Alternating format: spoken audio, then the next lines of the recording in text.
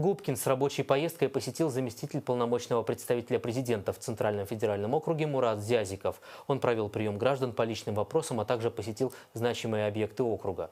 Хроника визита у Григория Миронова. Прием граждан – обычная практика. По поручению президента высокие чиновники встречаются с жителями на местах.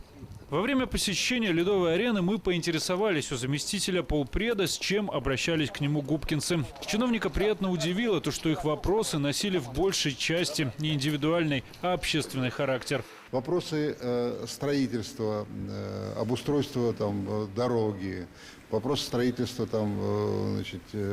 дошкольных учреждений. Это те вопросы, которые люди поднимают и вправе ожидать на них ответа.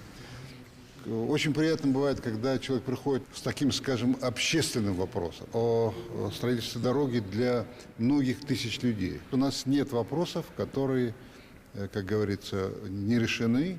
Мурат Зязиков посетил не только дворец спорта «Кристалл». Также ему показали гордость Губкина – спортивный комплекс «Горняк». Большое сооружение, объединяющее множество залов, открытый стадион с трибунами и современный легкоатлетический манеж. Чиновник остался доволен увиденным и дал оценку работе местной власти, которая видна по всему – от содержания дорог до отношения к жителям. А здесь все, механизм такой запущен. Это бывает только там, где действительно все организовано четко. Впечатляет очень. Такое бережное, очень такое доброе, чуткое отношение, что чувствуется в целом и на Белгородчине к людям в целом. Мэр города